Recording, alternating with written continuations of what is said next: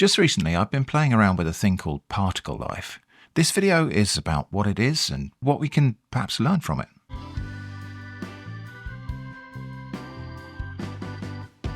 Just a quick heads up, some of the scenes in this video include patterns that may be triggers for migraine, trypophobia, or other visually stimulated conditions. If you're sensitive to those sorts of things, this video might not be for you. As is often the case with these sorts of things, this thing has existed for several years, and I'm very late to the party, but here we go. This is Particle Life.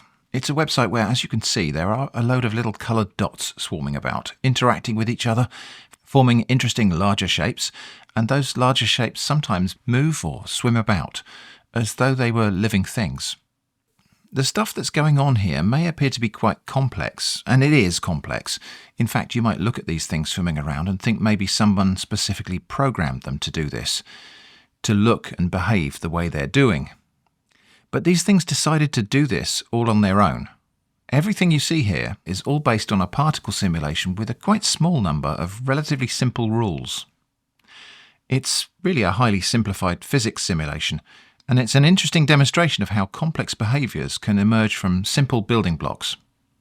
So, it's a simulation where a collection of particles are all interacting, but why is it called particle life?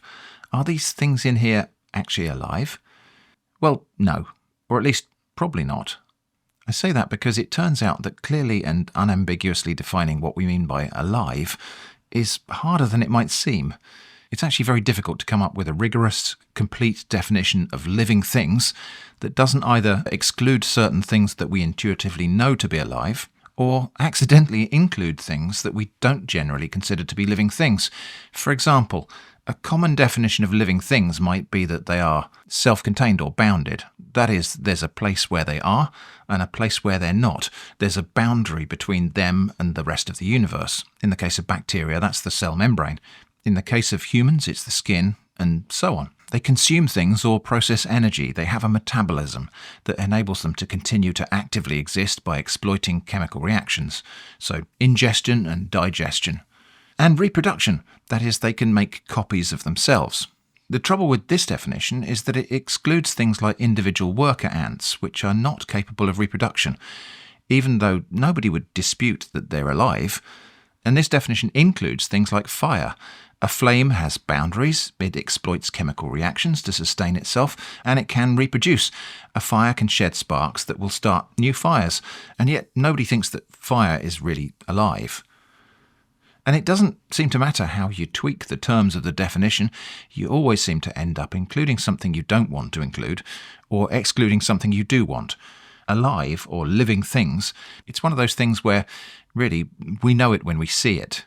Anyway, that's a bit of a sidetrack, because this thing is called particle life, not because anyone wants to believe that these little creature things are actually alive, but because it draws inspiration from prior art, specifically John Conway's Game of Life, sometimes just referred to as Conway's Life or just Life.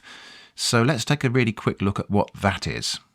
John Conway was a very talented English mathematician who contributed a great deal of interesting insight to a wide range of mathematical fields, as well as theoretical physics, but he is most widely known as the inventor in 1970 of a cellular automaton called the Game of Life, which became a hugely popular thing, and indeed Conway grew to rather dislike the fact that this thing was the thing he was best known for, and felt that the attention it received overshadowed many of his other achievements.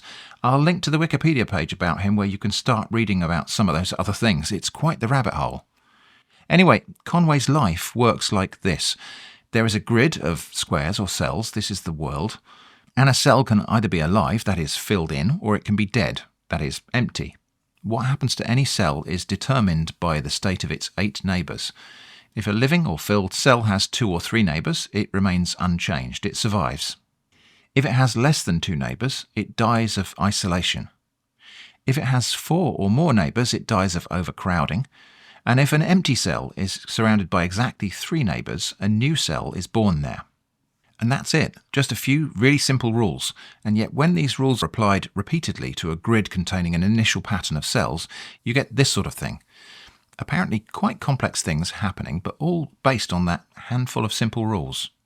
As we can see in this example, a really simple starting pattern grows and develops into what in some ways resembles a colony of living things like bacteria or something. and includes some things that appear to function like discrete organisms. Here's one of the simpler and better known examples of that.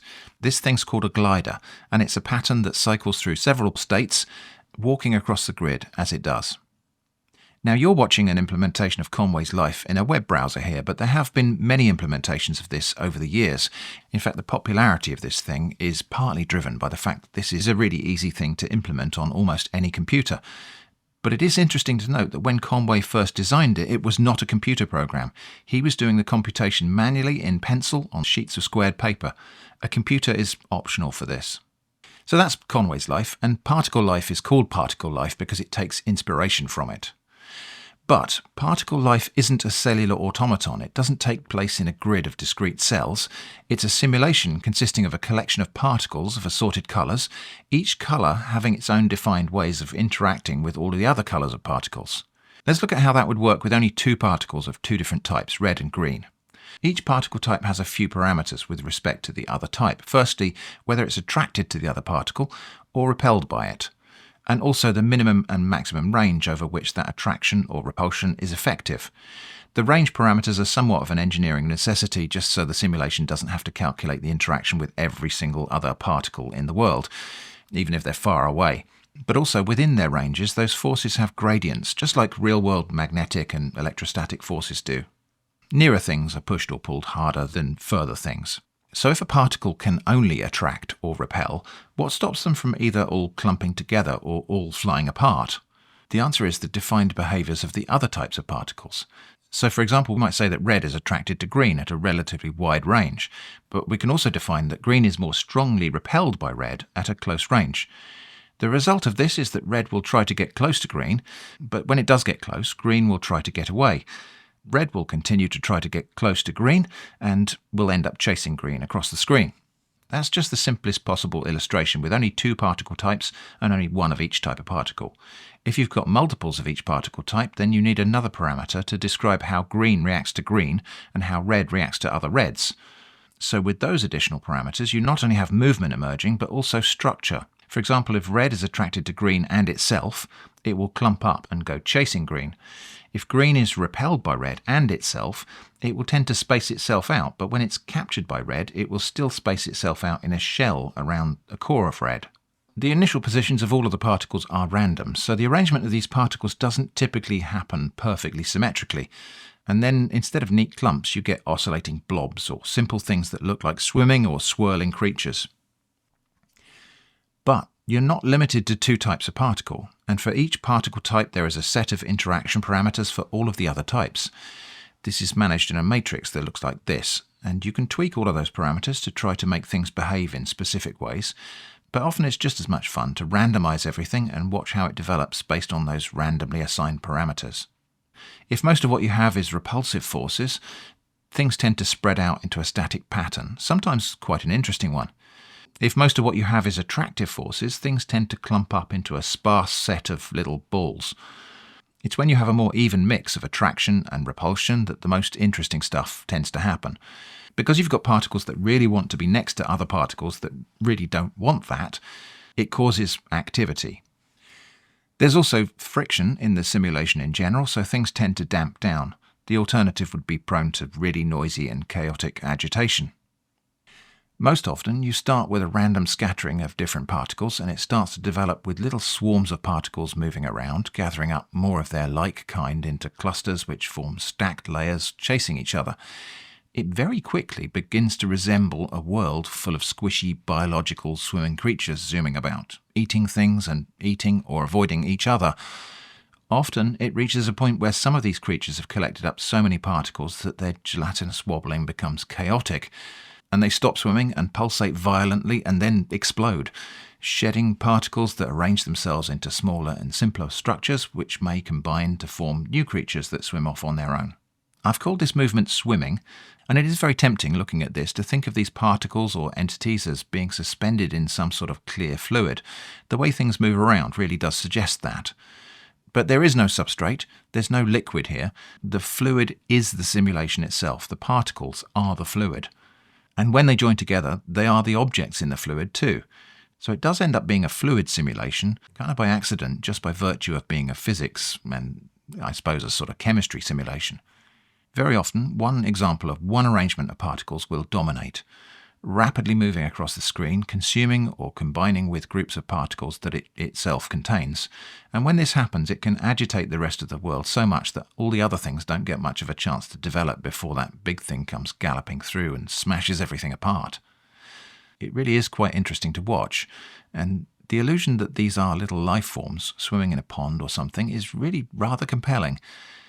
Sometimes a set of randomly assigned rules won't actually create discrete roaming creatures, but instead an undulating pattern of waves, or a field of cell-like entities in a more constrained structure, or things that look like chains or vessels or such. But if we zoom in here, we can see it's all just a load of oscillating feedback loops of attraction and repulsion. Sometimes the behaviour of these collection of particles is driven by really subtle little things. For example, in this one, there are only two types of particle, and they are clumping together. Then the clump moves in a straight line for a short, finite distance. Then the whole thing suddenly splits in two, and the two pieces move in opposite directions until they combine with another clump. Then they repeat the move and split thing. It all looks very orderly and defined. But what's curious here is the consistency of the distance they move before suddenly dividing. It's almost like there's some timed event happening, but there is no explicit timer property in the individual particle behaviours. Instead, I think what's happening here is that the clumps of particle accelerate, and as they do so, they change shape, flattening out a little, and this places some of the particles far enough away from each other that they can escape an attraction force that maybe has a shorter range, and then as they pull away, they rip the clump in two. But this can only happen after the clump changes in shape a little bit as it moves. Now, there's nothing in here that's happening without a complete explanation. All of these effects have distinct, explicit causes, and everything here is just behaving completely mechanically according to whatever parameters are set. The simulation can run in 2 or 3 dimensions. The 3D version is interesting, but I find the 2D world easier on the eyes and easier to understand more of what's going on. So, what's the point of all of this? Well, if you want, it doesn't need to be a point at all. It can just be an interesting toy or an appealing bit of animated wallpaper. But if you're interested, this is also a way to grasp or play with emergent phenomena. That is, how apparently complex and organised large-scale things can arise as the result of a very large number of very small things, all individually following a simple set of rules. Similar sorts of things appear in the way birds flock together. Here's a murmuration of starlings, the way insects swarm, and the way fish form shoals. It may look like an organised, intelligent, large entity, but it's all happening because the parts are following simple local rules. But on a much smaller level than that, the way atoms and molecules interact with one another to make it possible for living organisms to exist is like this. All of the atoms in your body are just doing what atoms are supposed to do. They're following a set of simple, predictable behaviours in the way they interact with other atoms in your body and in the air you breathe and the food you eat. But the sum of all of those interactions is an unfathomably complex and nuanced emergent phenomenon. It's not random, it's in fact very organised and orderly. But it's based on simple rules all the way down to atoms, and indeed all the way further down to the things that make up those atoms. There are limits to the complexity of the stuff that can arise in particle life just because it's a tiny microcosm. There are only 20 types of particle, only one force, no valencies or ionic bonds or atomic weights, and the maximum number of particles at play is limited to a few hundreds of thousands. In practice, maybe fewer than that, unless you have a very powerful computer. That's many, many times fewer than the number of atoms in the smallest speck of dust you could possibly see. So there are lots of reasons why we shouldn't expect to see actual analogues of living organisms arise here, or even analogues of normal chemistry, and there's not even space to create those things on purpose. But it is, I think, still a useful demonstration of how complex things can be built, or rather, how they organise themselves from simple pieces just following simple, straightforward rules. I've mentioned before on this channel that I don't play a lot of actual video games, but something like this, just a simple sandbox, not a game with any specific objective, more like a sort of construction toy or desk ornament, can keep me occupied and fascinated for hours. The rest of this video will just be a gallery of some patterns that I recorded that I found pleasing to watch, together with some ambient music. Thanks for watching, and I hope to see you again soon.